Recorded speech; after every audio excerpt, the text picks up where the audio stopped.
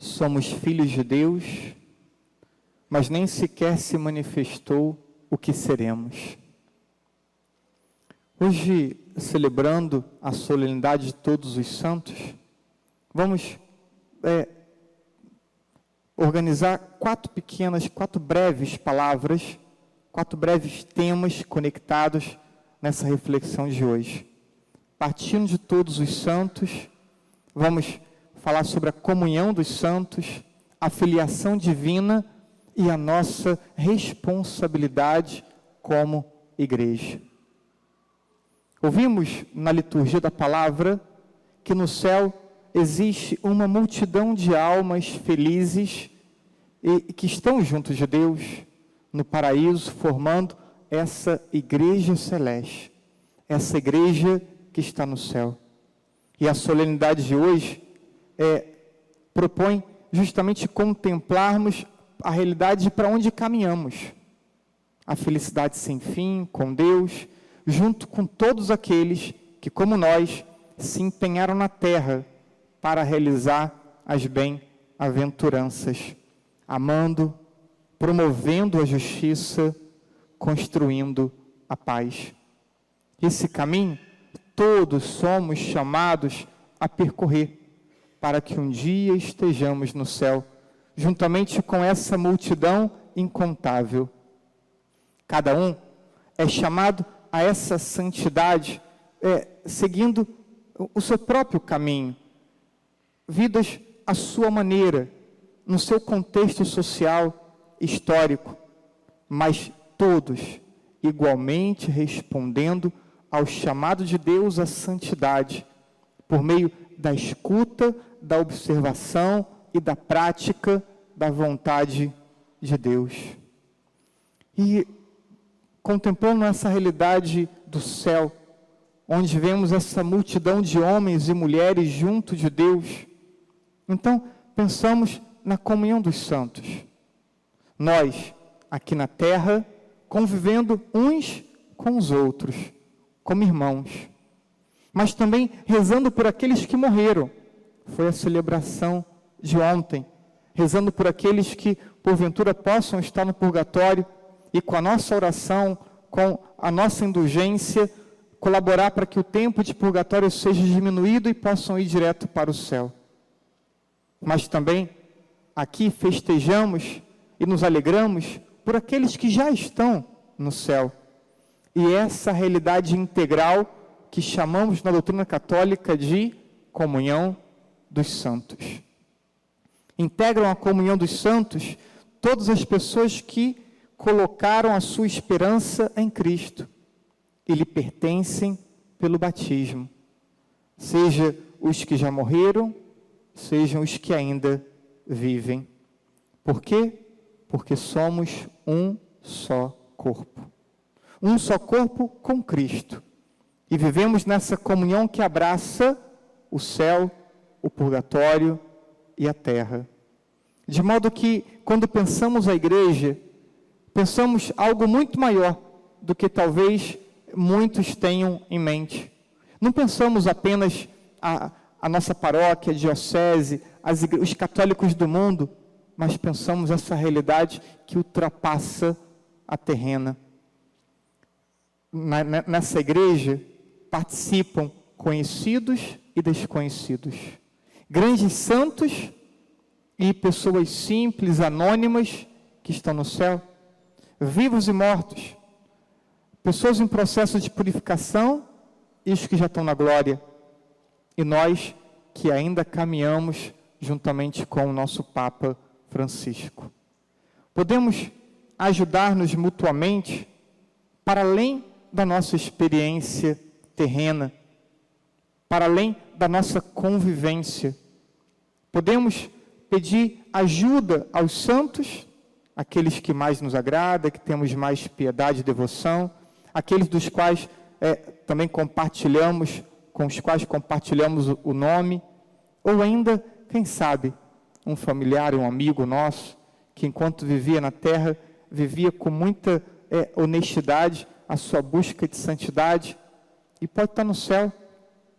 Essa é uma imagem que gosto muito de pensar, trago alguns familiares meus que tiveram uma vida heróica, né, e que gosto de pensar que estão no céu, e se estão lá, eu posso pedir também a intercessão deles.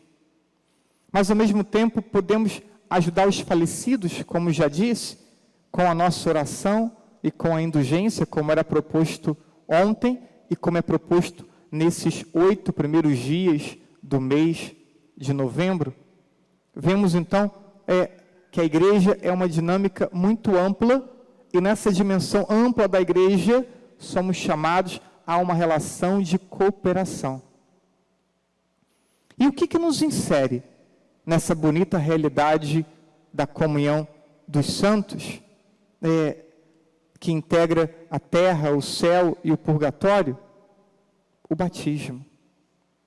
O batismo nos torna filhos de Deus e, portanto, membros da família divina. Precisamos resgatar o entendimento do batismo, resgatar o que o batismo realiza em nossa vida, porque muitos batizados estão vivendo como se não fossem batizados, distantes de Deus, distantes da igreja, distantes da comunhão que é chamado a experimentar com todos esses que integram a igreja. São João disse: somos chamados filhos de Deus, e o somos de fato.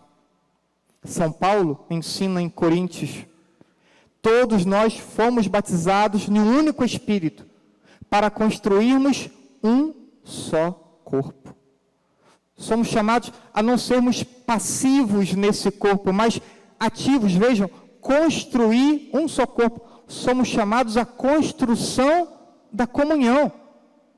Enquanto vemos tantas pessoas dividindo, separando, rivalizando, se achando melhores, somos chamados a construir a comunhão na igreja.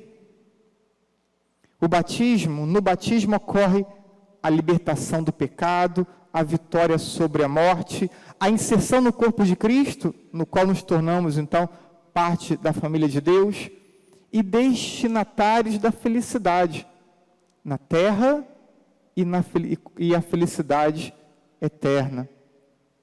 E, tendo compreendido esse caminho, então, precisamos perceber que pertencemos à igreja e que temos que levar com responsabilidade esse pertencimento à igreja. Tudo aquilo que fazemos impacta essa comunhão dos santos, positiva ou negativamente. Pensemos num contexto de família. Então, o ambiente de família, quando um membro da família, ele começa a trabalhar, ou ele é promovido, ou ele passa em uma prova, como muitos hoje, nossos adolescentes jovens desejam. Então, há um benefício para a família se alegra, a família festeja, a família vai ser diretamente beneficiada. Mas, ao mesmo tempo, quando o membro da família adoece, ou quando, de repente, acaba assumindo comportamentos ruins, vai trazer um desgaste para a família.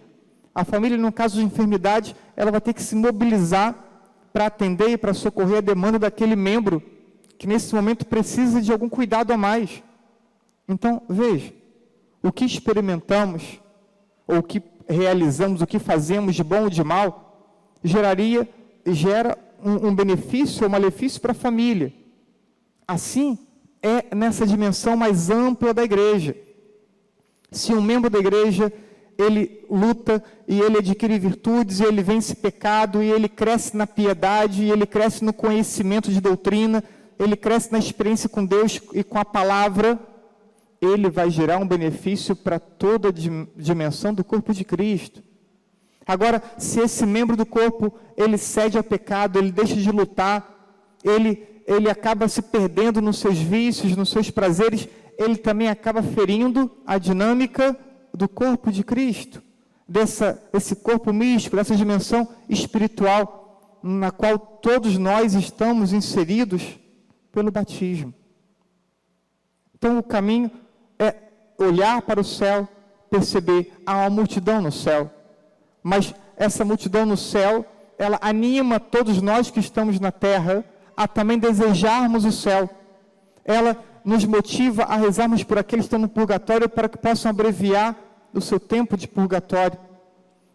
Olhar para o céu nos insere e nos faz pensar nessa grande dinâmica da comunhão dos santos, e que somos inseridos por meio da filiação divina. E precisamos, então, ser muito responsáveis nessa estrutura espiritual. E é isso que somos chamados hoje, a sermos responsáveis com toda essa dimensão espiritual, porque somos família, somos membros de um só corpo. Você pode olhar para o lado e você pode não conhecer quem está ao seu lado, mas você tem a certeza, é um irmão, é uma irmã na fé, porque foi batizado comigo. Isso serve também para um evangélico.